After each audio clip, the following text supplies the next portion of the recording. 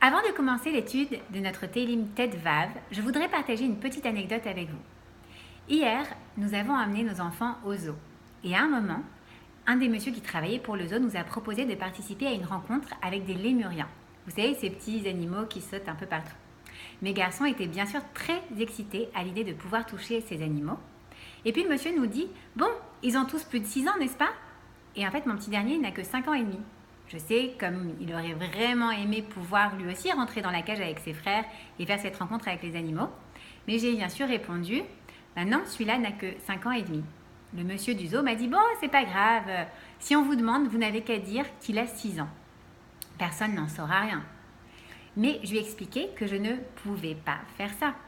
C'était vraiment très étonnant pour lui et je lui ai expliqué que je cesse de répéter à mes enfants d'être honnêtes et donc de dire la vérité. Donc je ne peux pas commencer à mentir sous prétexte que ça lui ferait plaisir de faire cette attraction. Ça ruinerait beaucoup de choses dans mon éducation. Bon, on est beaucoup à faire ça, n'est-ce pas? Dans la société dans laquelle nous vivons, on dirait parfois pourtant que les valeurs morales sont presque conditionnelles. C'est vrai, bien sûr, tout le monde parle d'honnêteté, mais si jamais tu ne dis pas de temps en temps un petit mensonge pour tirer profit d'une situation, alors les gens te regardent avec des yeux éberlués, en ayant presque de la peine. Oh là là, la pauvre, elle n'a vraiment pas compris comment ça marche dans ce système. Alors que nous dit le roi David dans ce Télim 15, eh bien il nous révèle de nouveau une grande leçon de vie. Il nous dit « Éternel, qui se réjouira sous ta tente? Qui habitera sur ta montagne sainte? Eh bien, celui qui marche intègre, celui qui pratique la justice et celui qui dit la vérité de tout son cœur. » Alors, le Metsudat David nous explique que ce chapitre des Télim commence par une question. Qui séjournera sous ta tente? C'est comme si on demandait, mais qui aura le mérite de séjourner dans ta sainte demeure, Hachem? Et puis ensuite, David Améler fait tout de suite une liste de qualités requises pour mériter d'y résider, mais il commence par la première qui est l'intégrité. Et celui qui dit la vérité de tout son cœur, encore une fois de tout son cœur. Donc ça montre bien, une des choses primordiales, c'est d'être honnête. D'ailleurs, on sait bien que derer eretz kadma la Torah. Mais David Améler insiste sur le mot bilvavo. Encore une fois, comme dans les télim précédents, il s'agit de dire la vérité de tout son cœur. Alors comment ça, de tout son cœur? Est-ce que je peux être honnête et pourtant ne pas dire la vérité de tout mon cœur? Ça semble un petit peu contradictoire, non? Alors qu'est-ce que le roi David veut nous faire comprendre par là?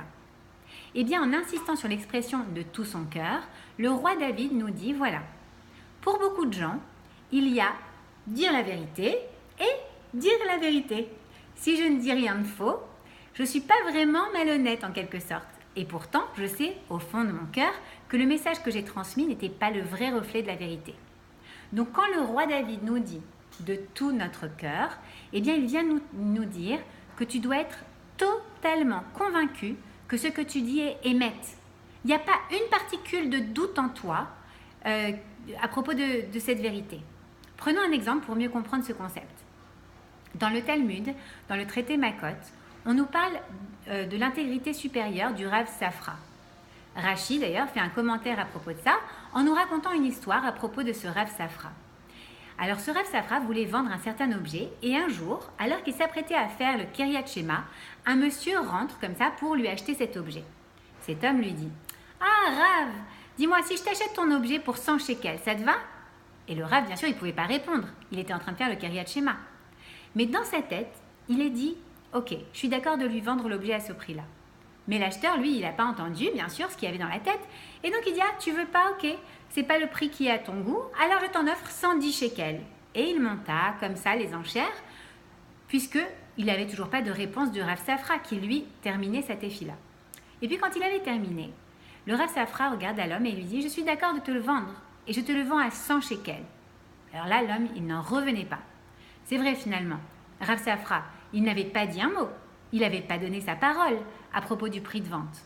Mais dans sa tête, le Rav Safra, lui, avait pensé qu'il était d'accord avec ce prix.